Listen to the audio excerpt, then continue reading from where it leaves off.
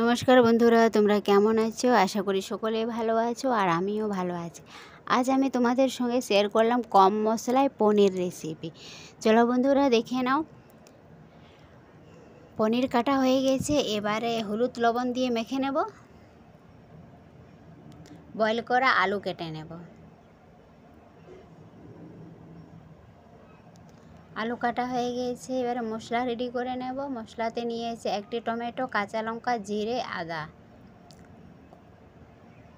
চুলাতে কড়াই বসিয়ে রেখেছিলাম, তেল দিয়ে দিয়েছি, তেল গরম হয়ে গেছে। এবার কেটে রাখা পনির ভেজে নেব।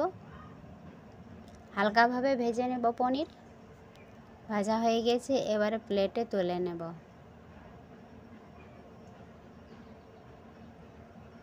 এবারে তেল দিয়ে দেব। তেল গরম হয়ে গেছে, এবারে দিয়ে দেব তেজপাতা। তেজপাতা ভেজে নেব। এবারে মশলা পেস্ট করাটা দিয়ে দিলাম। এবারে দিয়ে দেব হলুদ, দিয়ে দেব স্বাদ অনুযায়ী লবণ। এবার নেড়ে চেড়ে নেব।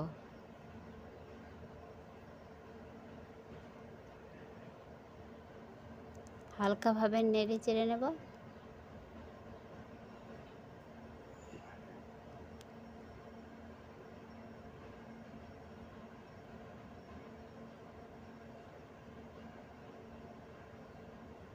এবারে পরিমাণ মতন জল দিয়ে মশলা কষে নেব।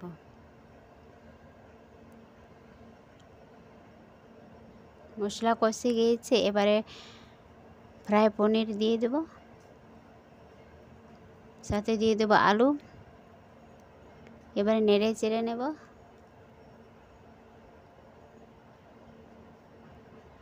এবার দিয়ে দেব পরিমাণ মতন জল। ভালোভাবে নেড়ে চেড়ে 2 থেকে 3 মিনিটের জন্য ঢেকে রেখে দেব।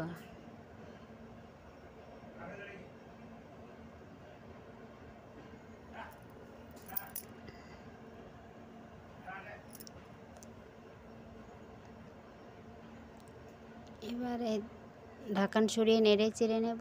পনির সবজি হয়ে গেছে বন্ধুরা। এবারে দিয়ে দেব উপর থেকে ধনেপাতা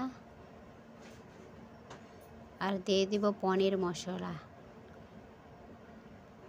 কম মশলায় পনির রেসিপি তোমাদেরকে কেমন লাগলো বন্ধুরা, তোমরা কমেন্টে জানাও।